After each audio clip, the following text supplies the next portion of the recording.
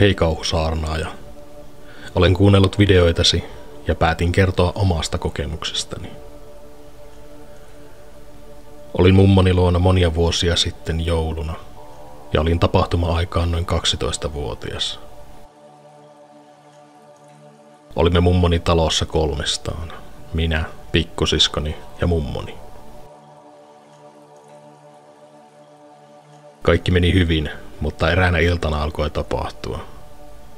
Menimme ihan normaalisti nukkumaan, paitsi minä, koska päätin vielä lukea hetken. Kello oli jo noin 11:30 yöllä, kun yölampuni sammui yhtäkkiä.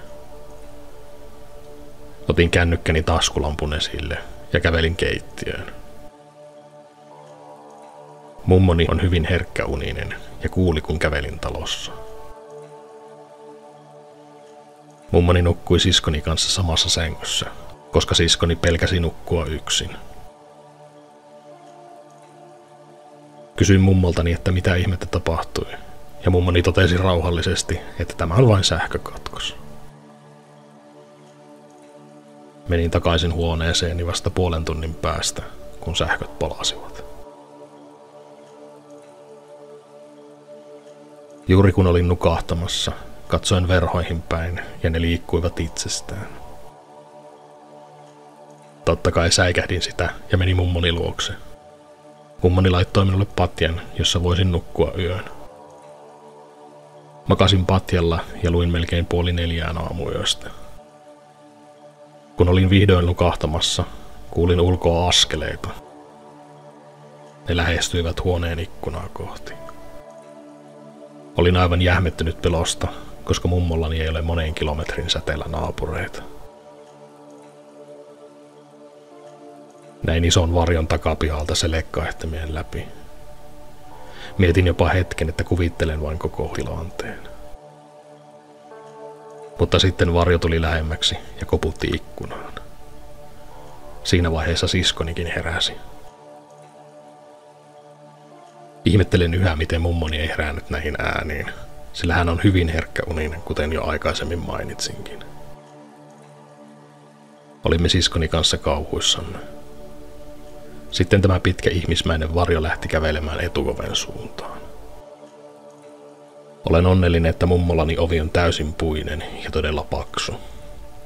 Kuulin kuitenkin hetken aikaa oven suunnalta kolinaa, kunnes tuo henkilö luultavasti luovutti. Yritin nukkua, mutta en voinut ja valvoin vielä reilun tunnin. Kun aamulla heräsin, kysyin ensimmäisenä asiasta mummoltani ja siskoltani. Mummoni sanoi vain, että olin kuvitellut koko asian ja että pienenä poikana minulla oli jo vilkas mielikuvitus.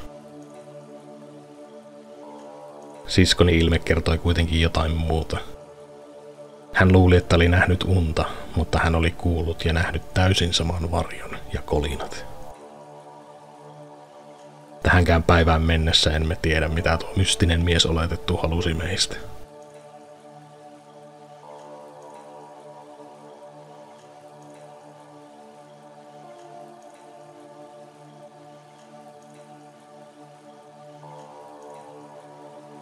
Ensinnäkin, olen 15-vuotias poika ja harrastan itsepuolustusta aktiivisesti, eikä tämmöistä tapahdu minulle usein.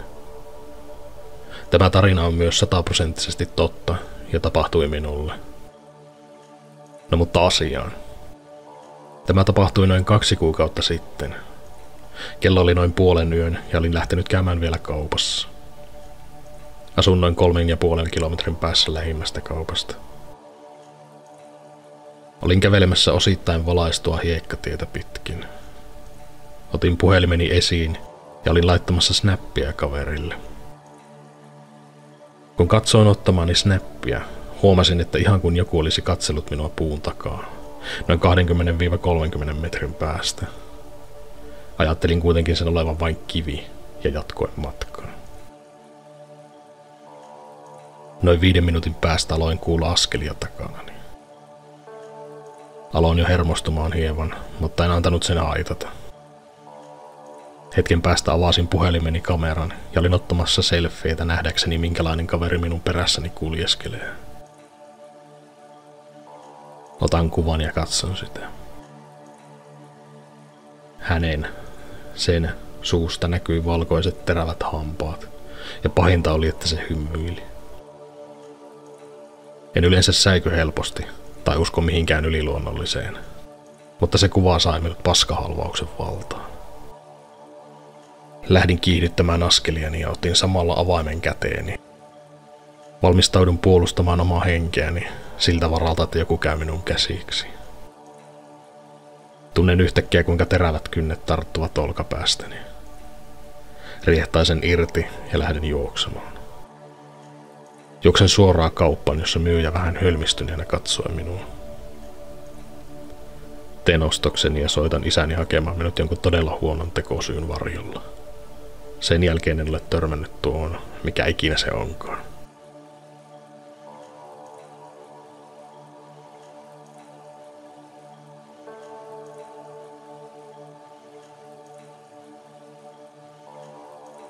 Tämä tapahtui ollessani noin 9-vuotias, kun muutettiin taloon, missä tapahtui aika paljon kaikkea outoa, ja mä tunsin jotain pahaa. Se paikka oli tosi outo ja paikoiltaan tosi kylmä. Mun vanhemmat ei usko mihinkään yliluonnolliseen tai vastaavaan. Eräänä yönä, kun me kaikki lapset oltiin omissa huoneissa nukkumassa ovet kiinni, by the way, mulla on 4 pikkusiskoa. Meidän vanhemmat oli menossa nukkumaan, ja sitten alkoi kuulla lapsen juoksuaskeleita. Askeleet alkoivat vaan ihan yhtäkkiä eteisestä ja menivät keittiöön päin. Askeleet kävivät kiertämässä keittiön ja juoksevat takaisin eteiseen. Todella kriipiä. No, vanhemmat tietysti ajatteli vain, että se oli joku meistä lapsista ja päättivät tulla tarkastamaan, mutta hyvin nopeasti tajusivat, että kaikki lapset olivat nukkumassa ja ovet olivat kiinni. Tässä talossa tapahtui kaikkea muutakin. Ovet ja kaapit aukesivat ja menivät kiinni kuin itsestään. Ja kylpyhuone oli paikka, missä mun isäkin ahdisti jostain syystä. Mä en itse pystynyt käydä siellä edes ovi kiinni, koska siellä oli jotenkin outo ilmapiiri.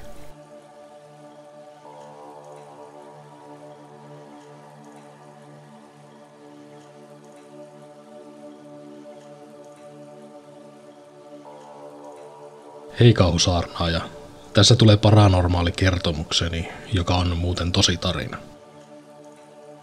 Tarina kertoo hamsteristani. Olen teini-ikäinen tyttö ja minulla on hamsteri, joka oli jo hieman iäkäs ja se kuoli pari viikkoa tapahtumien jälkeen, jotka seuraavaksi kerron. Vietin hamsterini kanssa aina paljon aikaa leikkien. Pari viikkoa ennen hamsterini menehtymistä aloin kuitenkin näkemään unia siitä, kuinka hän kuolisi ja millä tavoin. Se oli hieman pelottavaa, koska en yhtään osannut aavistaa, mitä tulevan pitää. Unissa, joita näin, hamsterini vain oli lattialla leikkimässä, ja yhtäkkiä joku tumma hahmo ilmestyi, ja hamsterilleni kävi jotain, johon hän aina sitten menehtyi. Näitä unia tuli muutaman kerran 2 viikon aikana, ja jokainen uni oli aina todella pelottava. Unet ikään kuin kertoivat ja ennustivat, mitä oli tapahtumassa, kunnes se päivä koitti. Oli ilta ja kello oli 9, kun minulle tuli outo tunne, että hamsterillani ei olisi kaikki hyvin, ja olin juuri nähnyt viime yönä kyseisen ennenuneen. Päätin kuitenkin siinä välissä käydä puikahtamassa suihkussa, ja kun palasin ja katsoin, miten hamsterini voi, se makasi melkein elottomana omassa pesässään. Tapauksesta tekee oudon se, että mitä nuo unet olivat ja mikä tämä musta hahmo niissä oli. Nämä kysymykset jäävät ikuisesti pyörimään päähäni.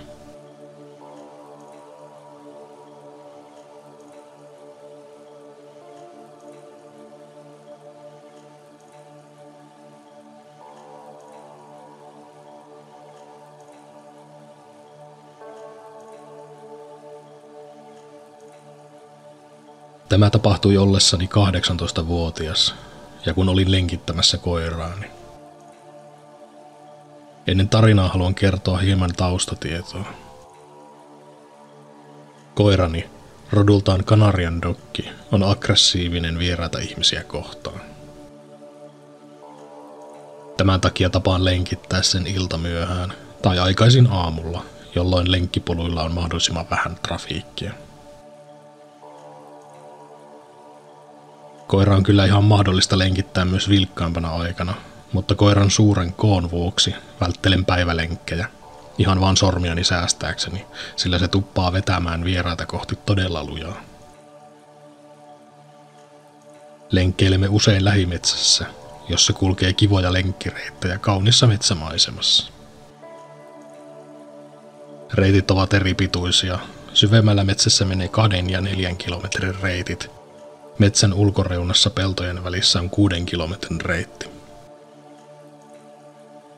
Näistä ainoastaan tämä 6 kilometrin polku ei ole valaistu. Sitten itse tarinaan.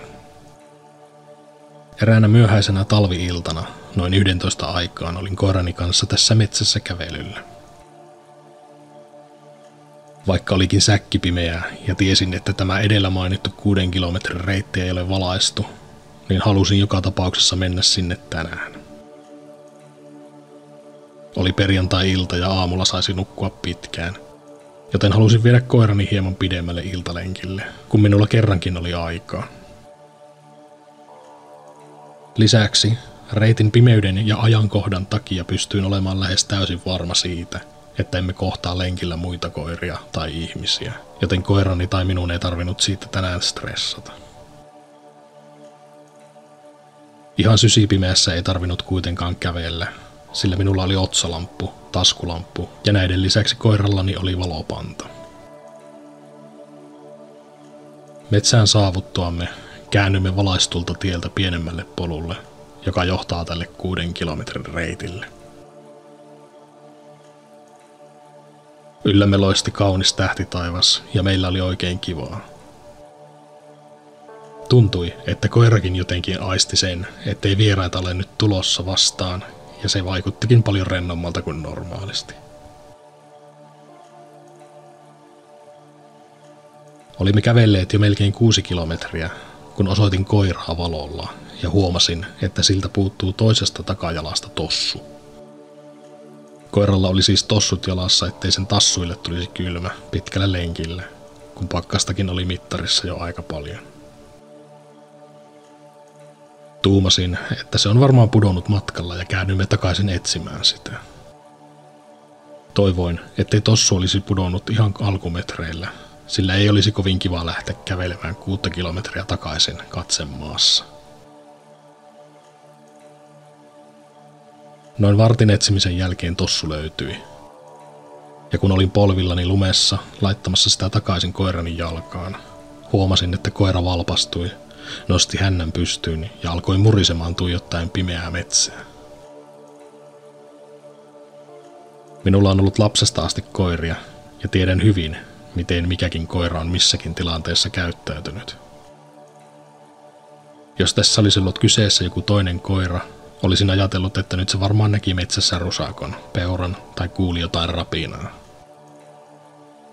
Tämä koira ei kuitenkaan ole koskaan reagoinut mitenkään luonnon ääniin tai villieläimiin. Ainoa asia, mihin koirani on reagoinut tällä tavoin, ovat vieraat ihmiset, sillä se näkee ne uhkana.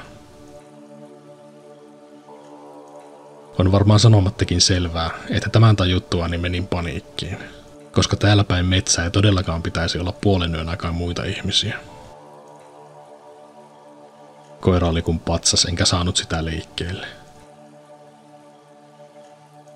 Halusin pois sieltä niin nopeasti kuin mahdollista, mutta koira ei suostunut kääntämään katsettaan pois ja jatkoi murisemista.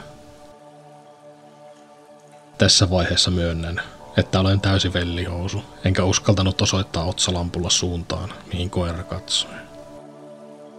Halusin vain juosta kotiin, mutta koirani oli täysin eri mieltä. Sitten koira lopetti murinan ja alkoi haukkumaan kovaa ja matalaa haukkua. Koiran äänestä tiesin sen olevan tosissaan. Nyt osoitin lampulla sinne, minne koira katsoi, ja näin mille koirani haukkui. Tässä vaiheessa korvissani alkoi soimaan, ja olin 100% varma, että pyörryn siihen paikkaan. Metsän reunalla oli suuri puu, jonka paksulla matalalla oksalla istui mies. Hänen toinen kätensä oli puurungon ympärillä ja toinen piti kiinni oksasta. Miehellä oli yllään tuiki tavalliset talvivaatteet ja tonttulakki. Tämä yksityiskohta teki jostain syystä koko tilanteesta pelottavamman. En tietenkään tarkoita, että tonttulakin pitämisessä olisi mitään väärää, mutta tässä hetkessä se tuntui kieltämättä vähän kummalliselta. Elettiin nimittäin jo tammikuuta.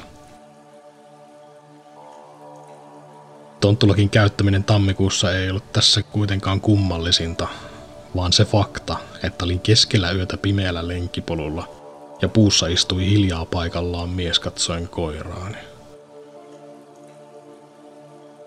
En jäänyt tiedustelemaan mieheltä, millä asialla tämä oli liikkeellä, vaan käytännössä raahasin 55-kiloisen koirani mukanani ja lähdin juoksemaan niin kovaa, kun siinä hangessa vaan ikinä pääsi. Vilkaisin kerran taakseni, mutta tonttumies ei lähtenyt perämme, vaan istui edelleen puussa kaikessa hiljaisuudessa. Kotiin päästyämme kello oli 1 yöllä. Tämän tapahtuman jälkeen en ole astunut jalallanikaan tähän kyseiseen metsään ilta 8 jälkeen. Enkä ole mennyt tälle 6 kilometrin reitille edes aurinkoisena aamupäivänä. En usko, että edes haluan tietää, miksi tämä mies istui yöllä siinä puussa.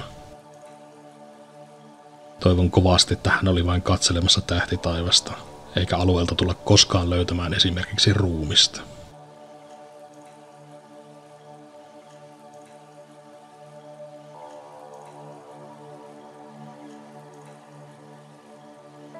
Hei kauhusaarnaaja, tykkään sun videoista ja niitä on kiva kuunnella.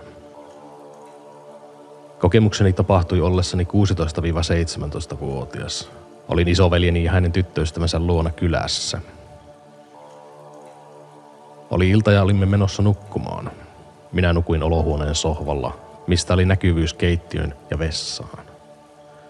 Isoveljeni katseli minua keittiöstä ja toivotti hyvät yöt ja käveli vessaan. Meni minuutti tai 2 ja huomasin veljeni katselevan minua taas keittiöstä. Tämä samainen veli, joka oli sillä hetkellä vessassa. En tiedä mitä tapahtui, mutta tapaus oli todella pelottava.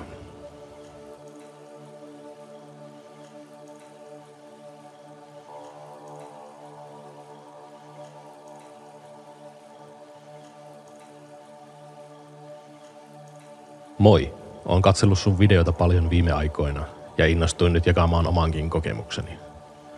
Näitä olisi paljon enemmänkin, mutta laitan nyt vain tämän yhden. Olisi niin siistiä, jos pääsisin videolle. Eli siis, me oltiin sellaisella vuokramökillä, jolla ollaan melkein joka kesä. Olin suihkussa ja olin juuri laittamassa sampoota hiuksiini, jotka vielä tuohon aikaan oli tosi pitkät. Laitoin suihkun kiinni sampon levityksen ajaksi ja yhtäkkiä kuulen todella selkeästi, että joku olisi kävellyt sellaiset painavat saappaat jalassa kuistilla. Ajattelin ensin vain, että jos on mun isä tai sellainen ötököiden torjuja, joka tulee katsomaan ampiaispesää, joka siellä kuistilla oli. Mut sitten tajusin, että isäni ja kaikki muut perheenjäsenet olivat laiturilla syöttämässä kaloja, ja tämä ötökän tarkastaja oli tarkoitus tulla vasta seuraavana iltana. Ja luulisi, että tämä torjuja olisi ilmoittanut, jos tulisi tälleen yllättäen kesken iltaa. Tämä jäi vähän häiritsemään, koska tämä mökki on kauimmainen mökeistä eikä naapureita ollut kovin lähellä. Enkä kyllä ymmärrä, mitä naapurit olisi siellä edes tehneet. On kyllä vähän jännittänyt olla sillä mökillä tämän tapauksen jälkeen.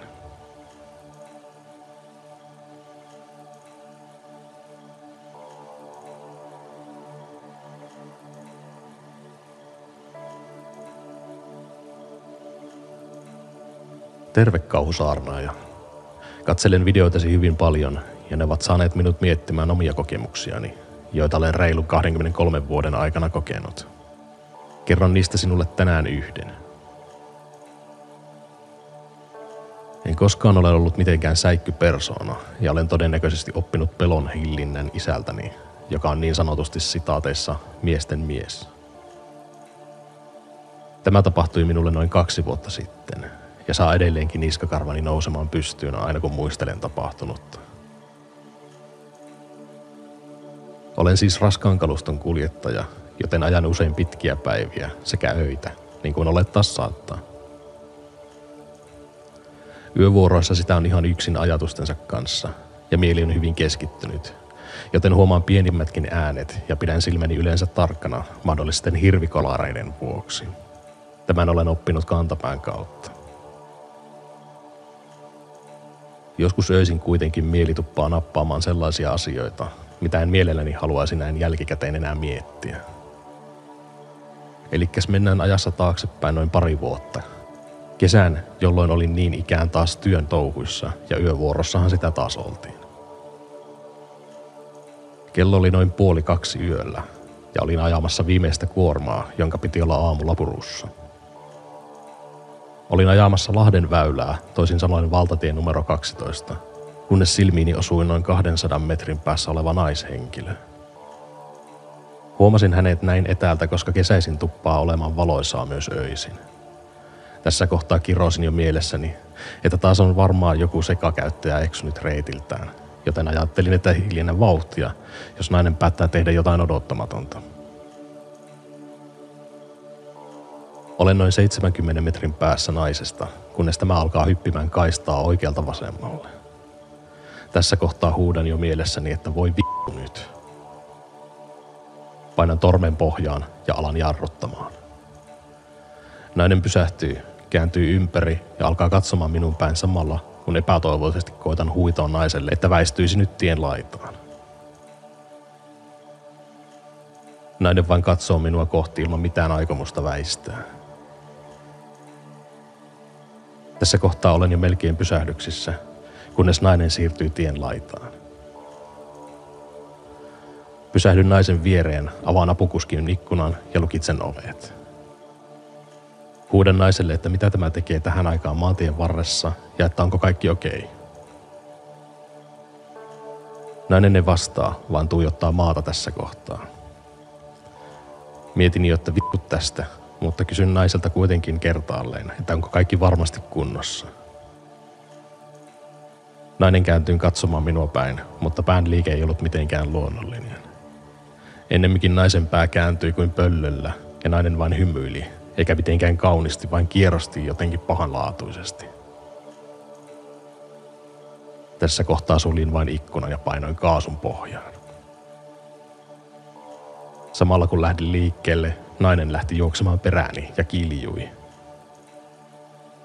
Edelleen sama hymy kasvoillaan.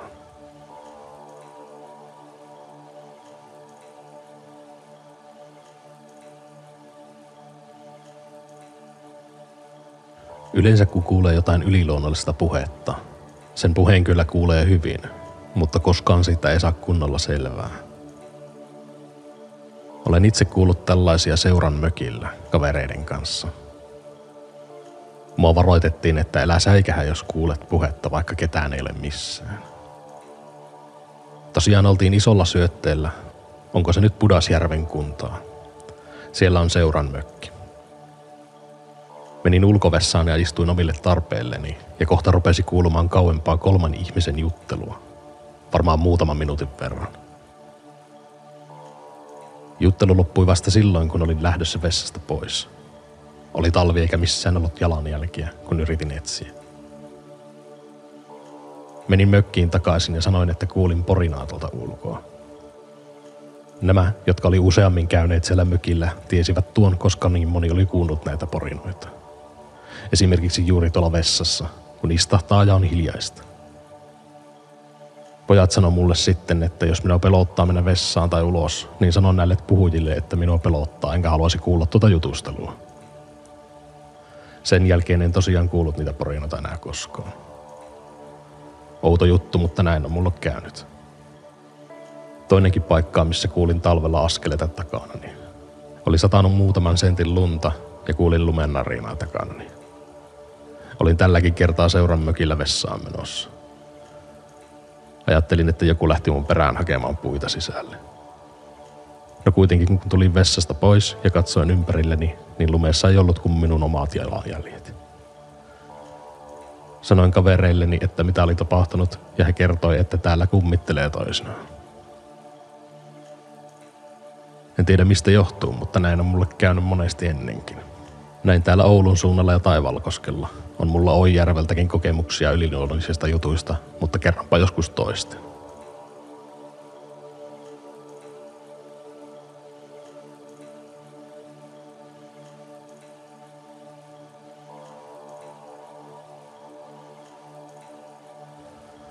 Tästä on jo vuosia aikaa, kun tämä tapahtui.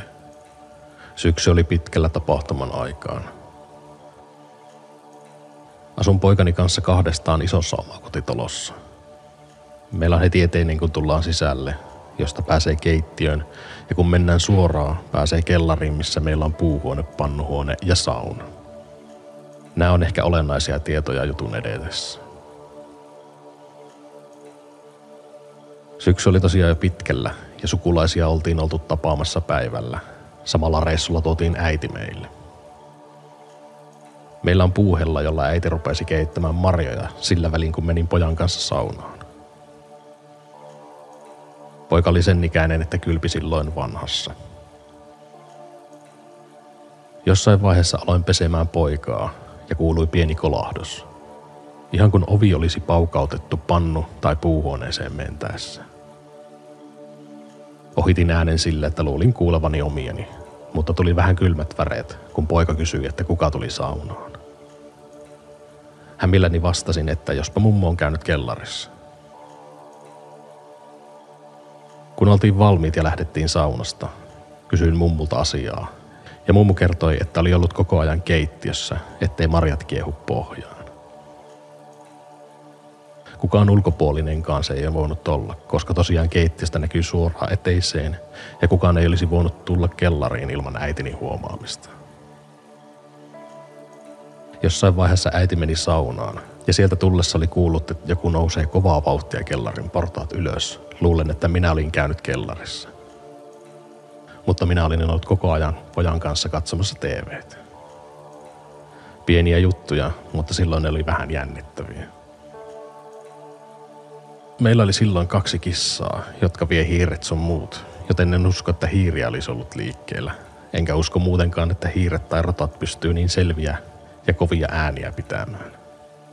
Ja kellarissa meillä on palo-ovet, jotka pidetään aina kiinni, ja myöhemminkin kävin niitä paukuttelemassa, eikä niistä lähtenyt niin kovaa ääntä, että se kuuluisi saunaan asti. Välillä mietin, mikä ne askeleet portaissa aiheutti.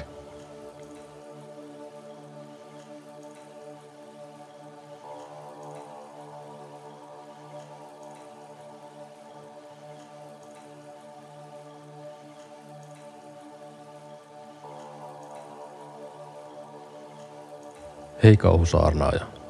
Nämä ei ehkä ole sieltä pelottavimmasta päästä, mutta mieleenpainuvia silti. Minulla on ollut monia hämmentäviä kokemuksia, jolloin olen vaistonut kuoleman. Esimerkiksi näin nuorempana unta, jossa keinuin mummuni puutarhakeinussa. Jalkani eivät osuneet maahan, mitä kummastelin, sillä olinhan oikeasti jo naisen mitoissa. Mummuni tuli paikalle valkoisessa yömekossaan. Kysyin, miksei hänellä ole kävelykeppiään tai rollaattoriaan. Mummuni hymyili lämpimästi ja sanoi, lapsi rakas, ei minun jalkoihini enää satu, ja lähti kulkemaan takaisin pirttiin. Hyppäsin keinusta hänen peräänsä ja huomasin, ettei helmannalla ollutkaan jalkoja. Aamulla löysin äitini itkemästä, sillä mummuni oli nukkunut työllä pois. En kertonut unestani hänelle, se olisi vain lisännyt hänen suruaan. Vuosia myöhemmin odotin ensimmäistä lastani. Heräsin yöllä järkyttävään paniikkiin ja huusin ääneen. Mieheni yritti rauhoitella minua, mutta minä vain nyyhkytin ja sanoin, että hän on poissa. Meidän vauva on poissa. Lähdimme seuraavalla päivällä ultraan, ja toden totta vauvamme oli menehtynyt kohtuun. Myöhemmin sain kuitenkin 2 tervettä lasta. En siltikään ole koskaan päässyt eroon tunteesta, että joku meidän perheestämme puuttuu. Nyt kun pääsin vauhtiin, niin muistinhan yhden ahdistavan jutun. Asumme omakotitalossa pienellä paikkakunnalla. Makuuhuoneen ikkunamme osoittaa suoraan metsään. Enkä tästä syystä varsinkaan talvisin aina sulje sälekkaihtimia. Eräänä iltana kissamme oli hyvin levoton, eikä tapansa mukaan tullutkaan jalkapäätyyn nukkumaan. Eipä se minua haitannut, eipä tarvinnut kuunnella purinaa koko yötä. Aamulla venyttelin ikkunan ääressä, tapani mukaan tiirailin näkyykö hangessa kauriinjälkiä. Ei näkynyt kauriinjälkiä, vaan suurien saappaiden jäljet ikkunan takana. Lumeen oli tamppautunut alue, missä oli selkeästi seisottu pitkään. Hangissa oli myös lukuisia tupakantumppeja, mikä kertoo siitä, että ikkunan takana oli vietetty pitempi tovi. Jäljet tulivat metsästä, kiersivät autotallin ja palasivat metsään. Ajatus siitä, että joku katseli iltatoimeni riisomiseni ja nukkumiseni karmii edelleen. Olen aina viihtynyt estottomasti kotonani, mutta nyt sekin rentous on pilattu. Kiitokset vielä sinulle viihdyttävästä kanavasta.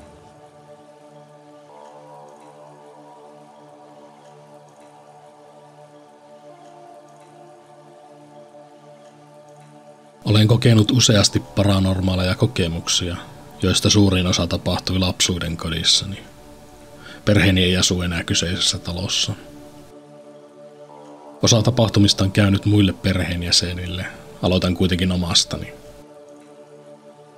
Talo oli suurehko ja huoneita oli paljon. Olimme muuttaneet siihen, koska sinne oli tilaa rakentaa jokaiselle oma huone. Olen monista sisarruksistamme vanhin. Sain huoneen yläkerran perimmäisestä nurkasta rappusiin nähden. Yläkerrassa oli 4 suurta makuuhuonetta ja valtava aula, jossa oli erinäistä rompetta sekä kissani WC ja ruokapaikka lähellä huoneeni ovea. Eräs ilta olin koneellani pelaamassa ja kaikki muut sisarrukset yläkerran huoneesta olivat yötä kavereilla tai isovanhemmilla. Kuulin, kuinka kissani juoksi rappuset ylös aulaan.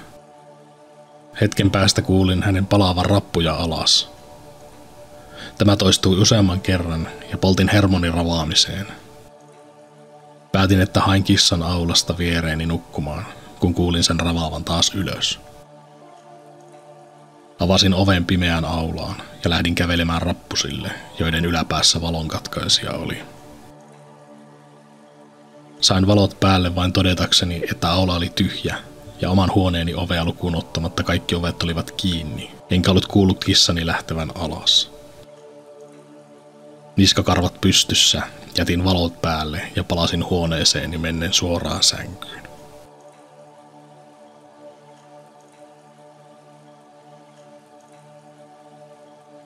Talon pihapiiriin kuului puilla lämpenevä sauna ja isälläni oli viikonloppuisin tapana lämmittää sitä. Vanhemmat veljeni tykkäsivät saunoa isän kanssa ja tapansa mukaan hän ilmoitti molemmille pojille lämmittävänsä saunaa ja menevänsä sinne pian. Saunan eteistila toimi pukuhuoneena ja ulko-ovea ei nähnyt saunan sisältä. Isäni meni saunaan ja pienen hetken istuttuaan kuuli, kuinka vanha ulko-ovi avautui ja hetken päästä meni kiinni. Isä ilahtui, kun ajatteli saavansa jommasta kummasta veljestäni seuraa. Hän huusi aulaan, että voisiko tuoda oluen samalla hänelle kun tulee. Kukaan ei vastannut ja ketään ei kuulunut sisään. Isäni nousi hölmistyneenä tarkastamaan eteistä, joka oli tyhjä. Myöhemmin selvisi, että molemmat veljeni olivat nukahtaneet ennen aikojaan huoneisiinsa, eivätkä heränneet saunomaan. Kukaan muukaan meistä ei ollut poistunut talosta sinä iltana saunalle, isäni lukuun ottamatta. Ja saunan ovi ei koskaan ennen, eikä koskaan sen jälkeenkään ole osoittanut liikkumisen merkkejä itsekseen.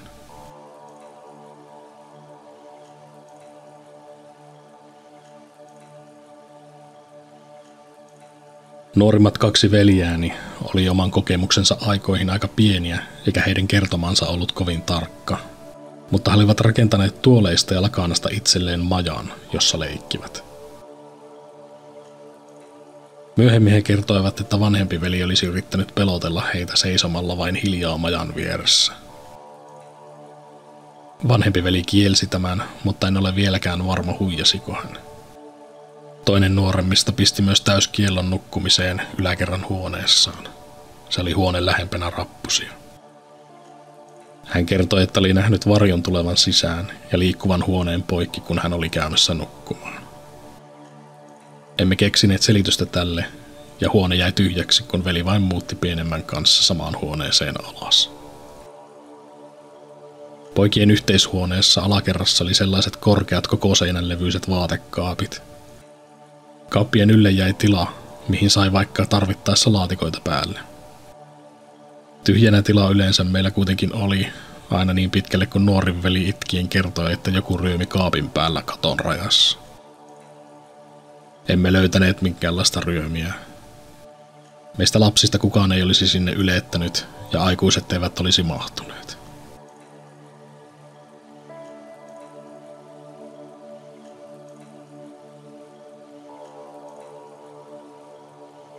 Isälläni liikkui kerran lasipöydällä itsekseen, mutta hän on sen verran kylmäpäinen mies, että otti reunaa kohti liikkuvasta lasista kiinni ja komensi napakasti, että lasi on hänen.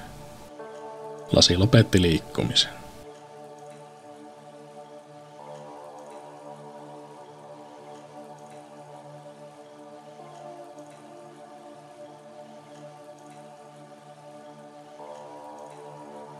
Vanhemmillani tuli aikanaan ero ja yksi veljistäni jäi asumaan isän kanssa isoon taloon. Siinä vaiheessa veljeni oli alkanut jo luuhaamaan iltoja ulkona ja isä vietti aikaa tietokoneella. Itse olin muuttanut jo omilleni. Isä oli istunut illalla koneella ja kuullut kuinka ulko-ovi kävi ja joku tömisi sisään. Keittiöstäkin alkoi hetken päästä kuulua kolinaa.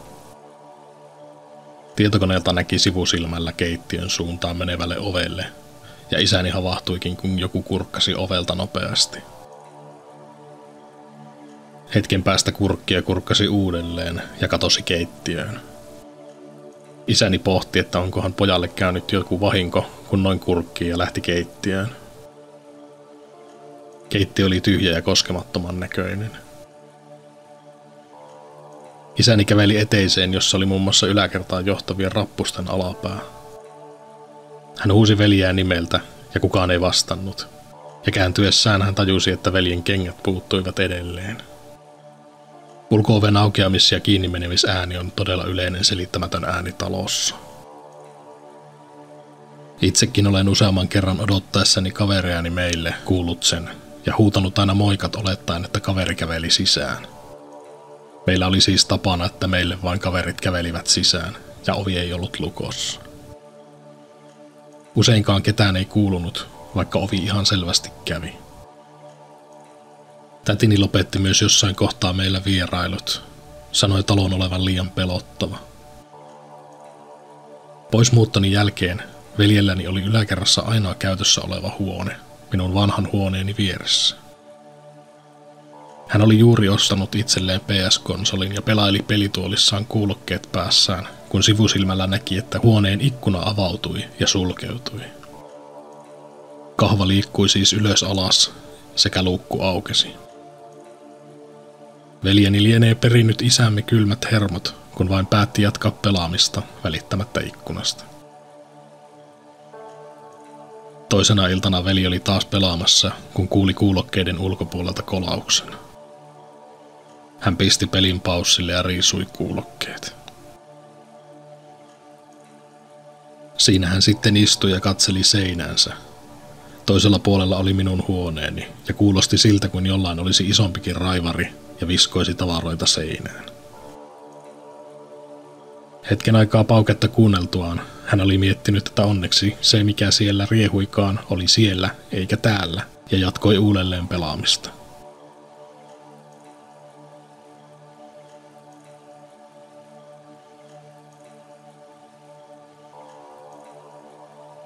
Vielä yksi isäni kokemus talosta. Hän oli istumassa tapansa mukaan tietokoneella ja chattasi perheen tuttavan kanssa. Hän oli yksin kotona. Jostain alkoi kuulua, kun jokin ääni, joka ei kuulunut kenellekään perheen jäsenelle, huusi hänen nimeään. Kutsu toistui ja tuntui hetken kuuntelun perusteella tulevan yläkerrasta. Tässä kohtaa isäni on kertonut, että vähän jo jännitti, mutta uteliaisuus voitti ja hän kävi koko talon läpi. Kun hän oli mennyt portaikon alapäähän, kutsu oli loppunut ja ketään ei löytynyt mistään.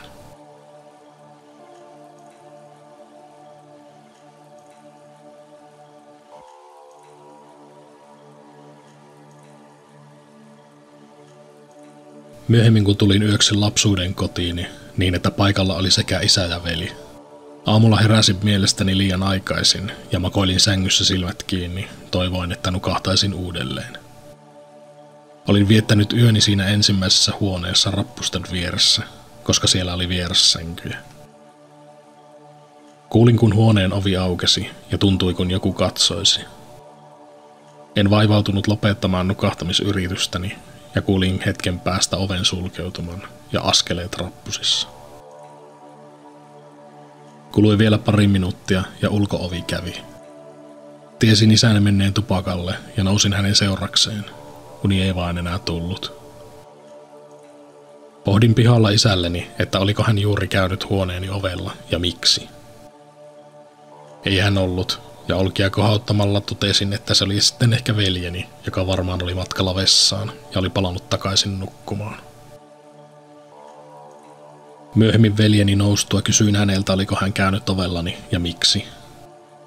Tämä ei varmaan enää edes yllätä, mutta hän oli sahannut sängyssä hirsiä koko aamuun nousematta ylös. Minulla oli tarkoitus olla toinenkin yö, jonka päätin jo aamulla viettää veljeni huoneen lattialla patjalla. Seuraavana yönä pääsinkin tekemään havaintoja siitä, kuinka minusta näytti, kuin talon joka ikinen hämähäkki olisi päättänyt myös asua vain veljeni huoneessa. Hämähäkkejä oli jokaisella 4 metrillä useampi.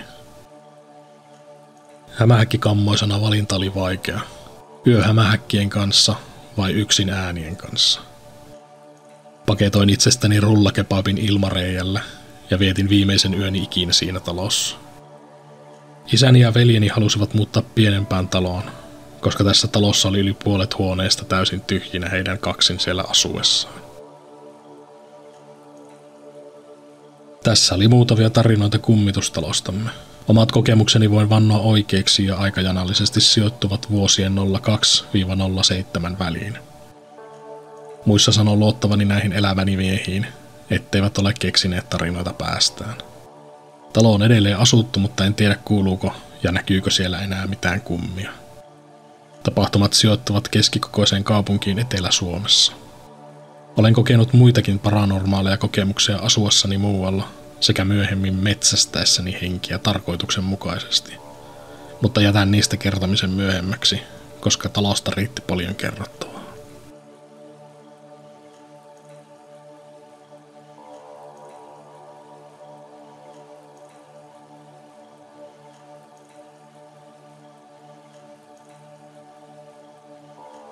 Tämä ei varsinaisesti ole kauhutarina, mutta kerrotaanpas nyt kuitenkin. Siskoni tippui hevosen selästä, kun olin tallilla ratsastamassa. Minä olin tallin sisällä katsomassa kissoja ja hevosia. Vähän ajan päästä kuulin kovan kiljaisun ja menin ulos katsomaan, mikä se oli. Juoksin kentälle ja huomasin siskoni makaavan maassa. Menin kysymään äidiltäni, mitä oli tapahtunut, ja ensimmäisten kysymyksien joukossa kysyin, oliko siskoni kiljaissut. Äitini vastasi, että ei, ja tallilla ei ollut muutenkaan muita ihmisiä, jotka olisivat voineet huutaa tai kiljua. Siskoni pääsi sairaalaan ja sai hyvää hoitoa. Hän selvisi tapahtuneesta hyvin, mutta silti ajattelen tätä tapausta vielä tänäkin päivänä. Ajattelinko huudon mielessäni, vai oliko se jotain muuta?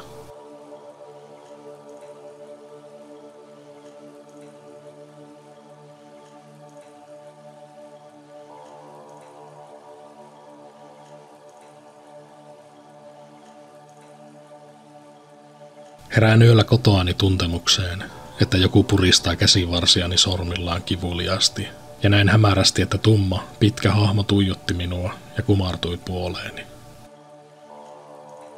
Tuo hahmo oli samalla täynnä suurta ahdistusta ja pelkoa, mutta oli myös jollain tapaa aggressiivinen ja hyökkäävä. Hahmosta välittyi sekasortoinen tunne. Tunnistin, että olen täysin hereillä ja hahmo on totta. Koin, että hahmo on vakavasti sairastunut työtoverini. Aloin herätellä vieressä nukkuvaa miestäni ja hahmo katosi, ikään kuin liukui pois ja hajosi. Seuraavana aamuna sain kuulla, että kyseinen työkaverini oli kuollut edellisenä yönä.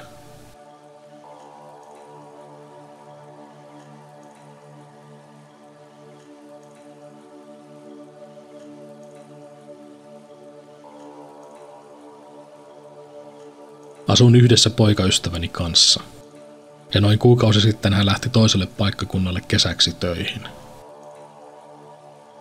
Eräänä yönä, ehkä kolmantena yksin nukuttuna yönä, näin unta, että poikaystäväni oli kotona ja jutteli kanssani sängyssä. Uni tuntui todelta, mutta herättyäni kunnolla päätin sen olevan unta ja lähdin vessaan. Vessassa huomasin, että pöntön kansi oli ylhäällä, kuten poikaystävälleni oli tapana se jättää. Suihkuverho oli siirretty sivuun, kuten poikaystäväni aina tekee. Itse jätän sen aina roikkumaan leveästi. Pidämme pyyhkeitämme naulakossa päällekkäin. Olin käynyt illalla suihkussa, joten pyyhkeeni olisi pitänyt olla naulakossa päällimmäisenä. Ei vaan ollut. Kummatkin pyyhkeet olivat yhtä kuivia, kokeilin myöhemmin tutkiessani asiaa. Soitin keskellä yötä poikaystävälleni, ettei hän vain olisi käynyt täällä vessassa ja suihkussa yöllä, mutta eipä ollut.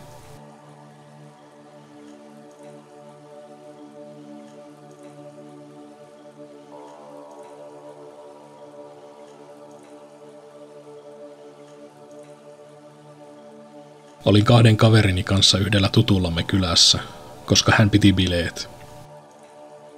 Ilta oli muuttunut jo pimeäksi ja menimme kaverimme pilkkopimeään huoneeseen istumaan. Juttelimme niitä näitä ja päädyimme keskustelemaan karmivista kokemuksista, joita olimme kuulleet ja kokeneet.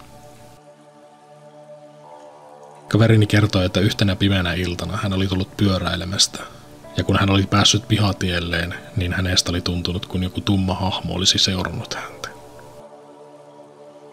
Kaverini kertoessa tätä tarinaa, hänen rannekellonsa muutti aikaa ja kuulimme koputuksia alakerrasta. Olimme peloissamme, joten päätimme laittaa valot päälle huoneeseen ja jatkaa keskustelua. Kun kerroin siskolleni tummasta hahmosta, jonka kaverini oli aistinut, hän sanoi itsekin tunteneensa samoin tullessaan pyöräilyltä kotiin.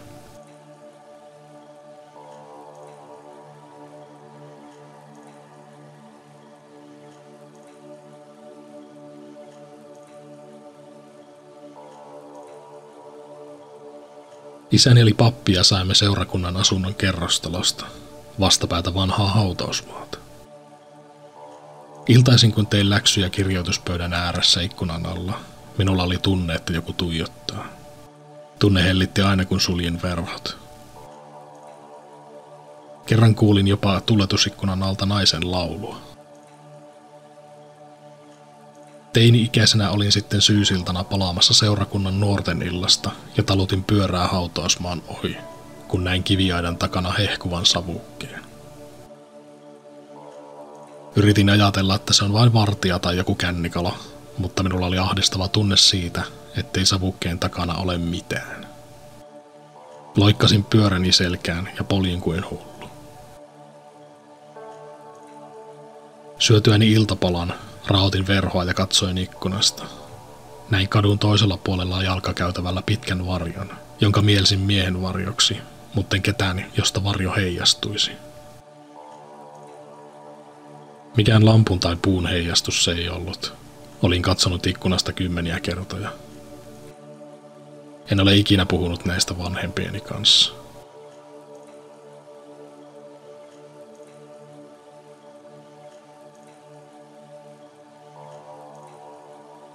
Hei kauhusaarnaaja. Haluan kertoa tarinani eräältä metsästysreissultani.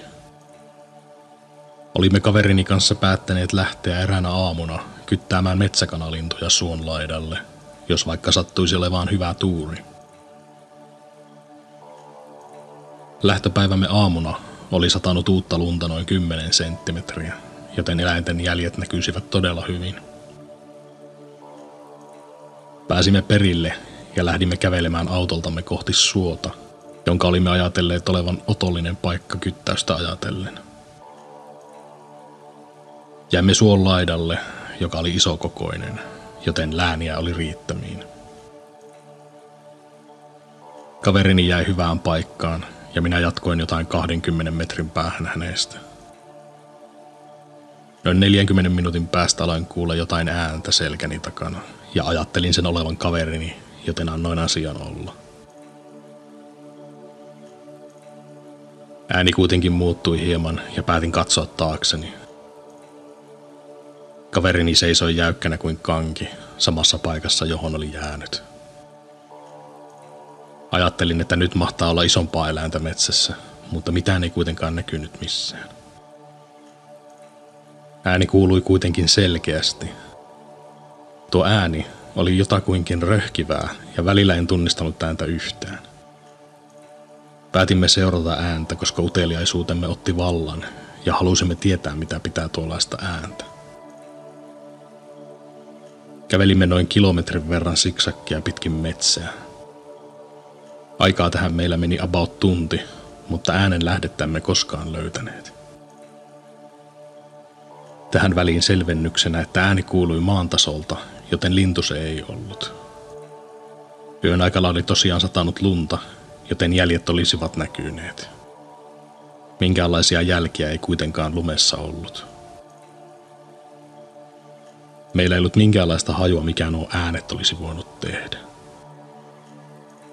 Olemme tunteneet kaverini kanssa melkein 8 vuotta, joten tunnemme toisemme hyvin. Metsässä ollessamme näin kaveristani, että hän ei pelleile, ja tiesimme molemmat, että metsässä oli jotain, mikä ei kuulu sinne.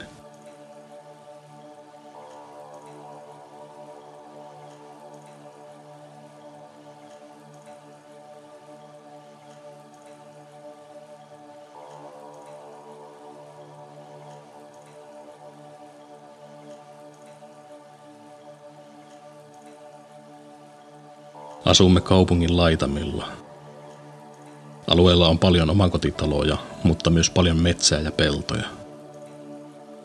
Pitkiä tienpätkiä, joiden varrella ei asu ketään, tai joilla talot ovat kaukana tiestä. Niitä on paljonkin lenkkipolujen varrella.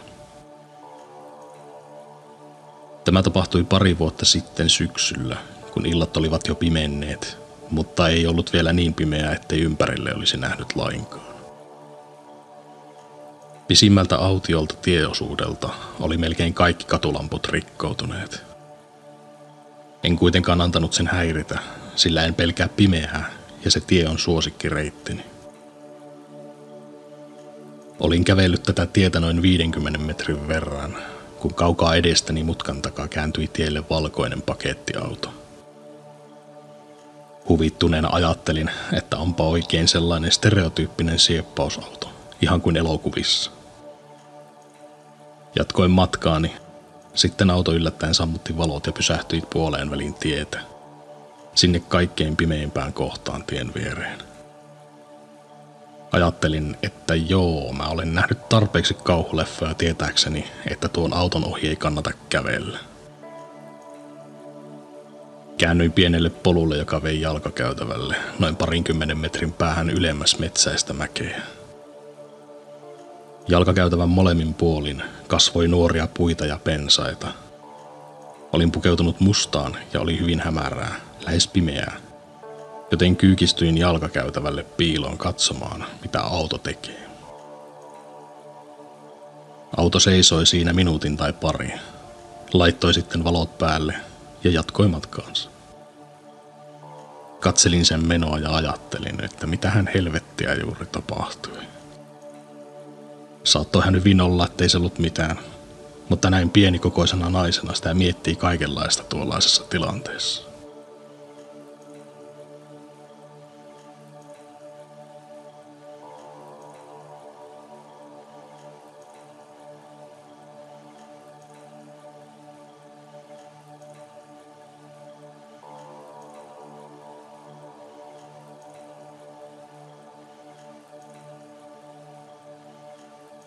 Olen kokenut tällaisen oudon tapauksen aikoja sitten eräänä iltana, kun kuuntelin kotonani Spotifyta. Yhtäkkiä musiikkia kuunnellessani musiikki meni pauselle ja ihmettelin tätä todella suuresti. Painelin play-nappia todella monesti ja musiikki meni aina vain pauselle. Minusta tämä oli todella karmivaa ja päätin kysyä ääneen, onko huoneessa minun lisäkseni joku. Ja jos on, niin voisiko hän laittaa musiikin pauselle. Musiikki meni pauselle kuin käskystä.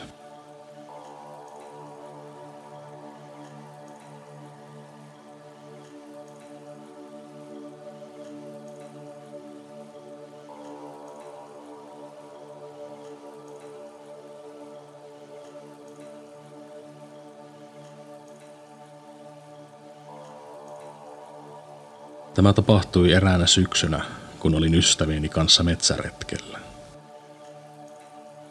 Olimme varautuneet telttojen ja makuuhussien kanssa, eli meillä oli tarkoitus leiriytyä yöksi ja patikoida aamulla takaisin.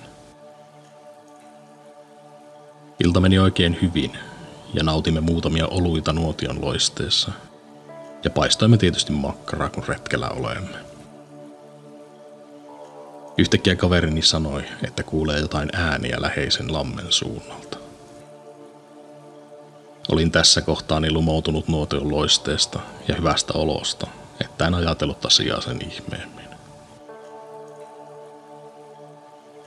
Sitten yksi toinen kavereistani kuuli myös tuon äänen, jota kuvaili jonkinlaiseksi matalaksi murinaksi. Nyt aloin jo hieman huolestua ja heitin hermostunutta läppää, että ei vitsi, teillähän on samat harhat päällä, kunnes kuulin sen itse. Matala murina, joka tuli läheisen lammen suunnasta. Olimme kaikki todella hereillä tuon äänen suhteen ja mietimme hetken, pitäisikö meidän tutkia asiaa vai antaa sen vain olla. No tietysti päätimme alkaa tutkimaan asiaa, koska olimme tuohon aikaan todella uteliaita nuoria ihmisiä. Lähdimme kävelemään lampea kohti ja ääni voimistui voimistumistaan. Meitä pelotti todella, mutta jokin sairas uteliaisuus johdatti meitä vain eteenpäin. Olimme noin 10 metrin päässä rannasta ja ääni oli yltynyt yltymistään todella kovaksi korvissamme. Sitten se vain loppui, ihan kuin seinään. Oli syksy ja todella pimeää, joten emme nähneet juurikaan mitään eteemme. Meillä oli vain yhden puhelimen taskulamppu käytössämme. Lammelle päästöämme näimme lammen yllä todella kriipin usvan, mutta emme ketään tai mitään, mistä tuo mystinen ääni olisi voinut tulla. Katselimme tuota usvaa hetken ja päätimme porukalla, että nyt on aika lähteä ja käännymme polulle, joka johti pois lammelta. Juuri kun olimme kävelleet 2 metriä, kuului todella iso loiskahdus. Ehdimme näkemään pärskeet, ja mikä tahansa ne teki, täytyi olla valtava. Juoksimme äkkiä leirimme, pakkasimme kaiken tärkeän ja painuimme pois metsässä todella ripeästi. Emme ole ikinä saaneet selvyyttä tapahtuneelle.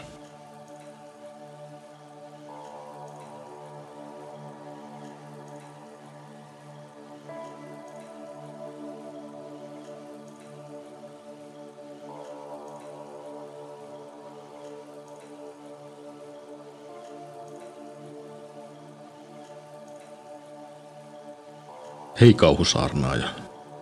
Ajattelin kertoa tällaiset 2 tapausta. Kontekstina olen tällä hetkellä 20-vuotias, mutta molemmat tapahtuivat lapsuudessani minun ollessani ala-asteikäinen. Minulla oli lapsena tapana heräillä öisin ja yleensä noin 4-6 aikoihin aamulla. Yleensä heräsin sellaiseen outoon tunteeseen, jota ei kuitenkaan ajattele tarpeeksi pelätäkseen. Kipitin aina herätessäni viereiseen huoneeseen vanhempieni parisänkyyn heidän väliinsä nukkumaan. Eräänä aamuyönä heräsin jälleen samanlaiseen tunteeseen, mutta tällä kertaa laskiessani jalat lattialle tunsin pakottavaa tarvetta katsoa sänkyni alle. Niinpä kurkistin reunan yli sänkyni alle ja näin vain hämärän pimeyden, jonka keskellä oli 2 oranssina kiiluvaa silmää. Muistan, etten uskaltanut enää aamuyöllä herätessäni nousta sängystä.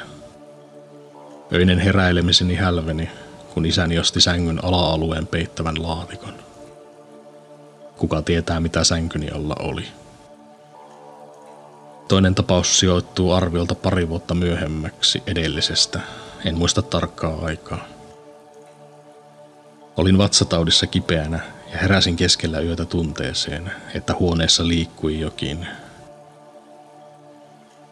En kuullut mitään ääniä, mutta tunne siitä, että jokin todella liikkui huoneessani, oli ylitse pääsemätön. Jähmetyin täysin liikkumattomaksi, enkä uskaltanut edes hengittää kunnolla. Huoneen oikealla reunalla seisoi, tai pikemminkin vain oli, keilan muotoinen valkoinen usva, joka liikkui normaalilla kävelyvauhdilla kohti huoneen vasenta reunaa. Usva jäi hetkeksi paikalleen ja katosi nurkassa olleen komeron ja seinän väliin. Kerroin tapauksesta äidilleni. Olen uskonnollisesta perheestä ja äitini lohdutti minua sanomalla sitä enkeliksi. Mutta jokin tuossa usvassa tuntui pahalta.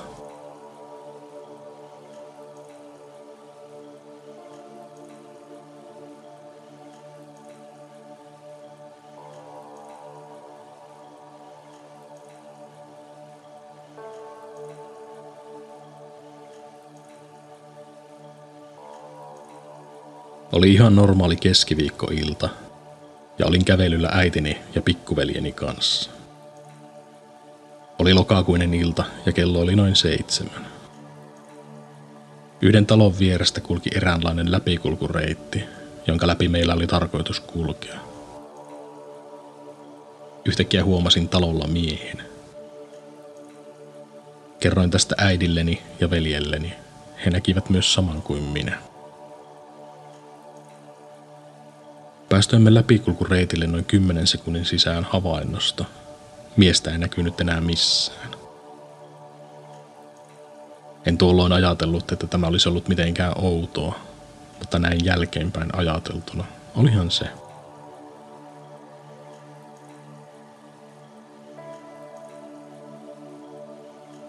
Muutama vuosi sitten kävelin syrjäisessä metsässä ja haistoin tämän todella voimakkaan makean tuoksun.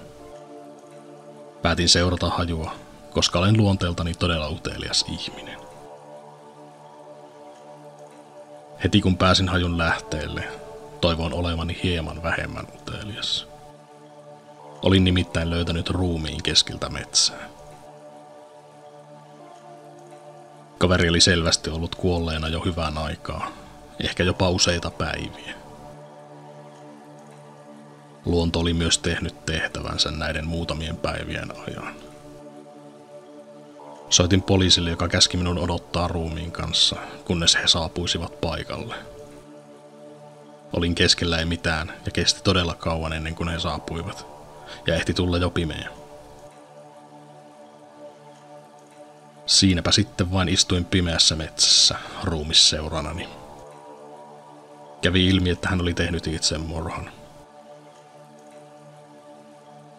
Pitkän aikaa tapauksen jälkeen näin unia hänestä, joissa hän puhui minulle, eikä todellakaan mitään mukavia asioita.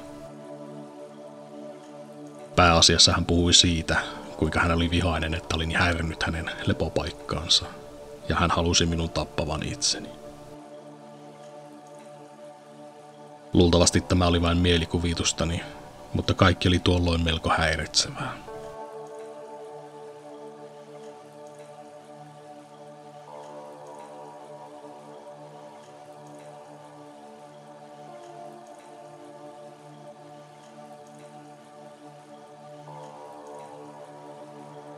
Noin 2 vuotta sitten ajoin kotiin perheemme tapaamisesta melko myöhään illalla, ja ajomatkani kesti noin 2 tuntia. En jäänyt työksi, koska minun piti palata töihin seuraavana päivänä. Suurin osa ajomatkastani kulki teillä, joilla oli tiheitä pensaita ja puita molemmilla puolilla. Tiedättehän sellaisia kammottavia, joita näkee vain kauhuelokuvissa. Joka tapauksessa olin ajanut noin 45 minuuttia ja aloin olla todella väsynyt. Tiedätkö tunteen, kuinka joskus sinusta tulee yhtäkkiä todella väsynyt ja ihan tyhjästä? No joo, niin kävi minulle. Tiesin, etten jaksaisi ajaa, mutta en myöskään löytänyt mitään sopivaa paikkaa, jossa olisin voinut pysäköidä ja nukkua turvallisesti. No, joka tapauksessa, kun minulle kävi selväksi, että en löydä paikkaa mihin vetäytyä ja väsymys ei ollut hävinnyt, tein jotain hyvin kyseenalaista. Ajoin autoni tien reunaan nurmikolle ja parkkeerasin joidenkin pensaiden taakse, yrittääkseni piilottaa autoni kaikilta muilta ohikulkijoilta. Kyseinen tie oli melko vilkas. Katsoin kelloa, joka oli noin 10:30 ja nukahdin. Jonkin ajan kuluttua heräsin ääneen, ihan kun joku olisi raapinut autoni kylkeä. Katsoin taas kelloa ja se oli 12 yöllä.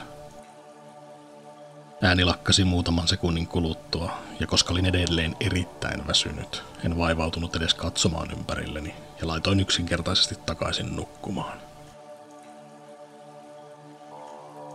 Heräsin myöhemmin samaan ääneen ja kello oli nyt 00:40. Tällä kertaa ääni ärsytti minua todella, koska se ei loppunut. Mielessäni pyöri ajatus, että se oli vain eläin, joka ihmettelee autoa. Mutta miksi se palasi koko ajan uudestaan? Katsoin taustapeiliini ja onnistuin näkemään vilauksen jostain, joka juoksi karkuun metsään. Luulin tuolloin, että se oli joku pirun koukkumurhaaja. Ei helvetti, ajattelin mielessäni ja päätin poistua paikalta. Lähdettyäni ajamaan saavuin nopeasti tiukkaan mutkaan, ja kun ohitin sen, huomasin tienposkessa auton pysäköitynä, kuljettajan puolen ovi auki. Hidastin vauhtiani vain nähdäkseni, oliko autossa ketään. Sitten katsoin taustapeiliini. Ensiksi en nähnyt mitään, mutta yhtäkkiä tämä kaveri juoksee kulman takaa ja hän alkaa huutaa minulle. Hei, sinä, nouse ulos autostasi nyt! Heitin heipat tälle kaverille ja kiihdytin autollani nopeasti pois paikalta. En nähnyt miestä enää koskaan tämän jälkeen. Mutta mikäkö tarinan opetus sitten oli? No älä vittu nuku aution tien varrella.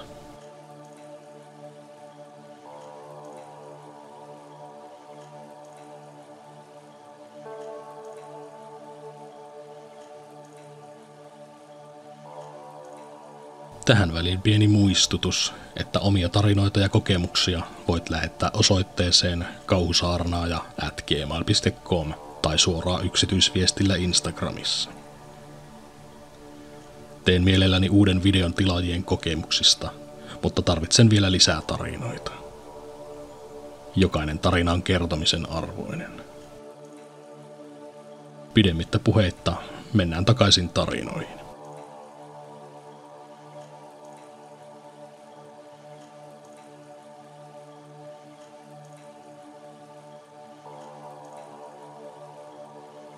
Muutama kesä sitten lähdin pyöräilemään puolen yön aikoihin ystäväni kanssa. Illan päätteeksi tiemme erkanivat ja minulla oli noin 2 kilometriä ajomatkaa takaisin kotiin yksin. Tietöiden takia minun piti ajaa jalkakäytävällä, mutta kadut olivat kuolleita tähän aikaan yöstä. Kaikki sujui hyvin siihen saakka, kunnes olin kääntymässä vasemmalle, eli kadulle, jossa asuin. Edessäni oli mies, joka käveli yksin, ehkä 40-vuotias, hieman suttuinen, mutta ei kuitenkaan kodittoman näköinen. Sivukäytävä oli kapea, enkä halunnut säikäyttää häntä, joten kun olin noin muutaman metrin päässä hänestä, niin soitin varovasti pyöräni kelloa. Mies kääntyi ympäri ja katsoi minua erittäin vihaisesti. Käännyin kadulleni ja hän alkoi seurata minua, kirjaimellisesti huutaen kuinka olen kusipää ja hän aikoi tappaa minut. Se pääseskaloitui nopeasti, ajattelin mielessäni ja hieman peloissani tilanteesta. Asuntoni oli ihan muutaman talon päässä, enkä halunnut todellakaan hänen tietävän sitä, joten päätin tehdä toisen silmukan korttelin ympäri. Tämä ei ollut tarinan pelottavin osa. Pelottavin osa on se, että kun olin tehnyt kierrokseni ja palasin kadulleni, näin hänen seisovan etupihallani tuijottamassa kadulle. Ihan kun hän olisi tiennyt, että asun juuri kyseisessä talossa. Hän näki minun ajavan taas ohitseen, mutta hän ei sanonut enää mitään. Päädyin palaamaan ystäväni luo. En todellakaan halunnut viettää yötä kotonani, kun tuo hullu sekoili lähistöllä.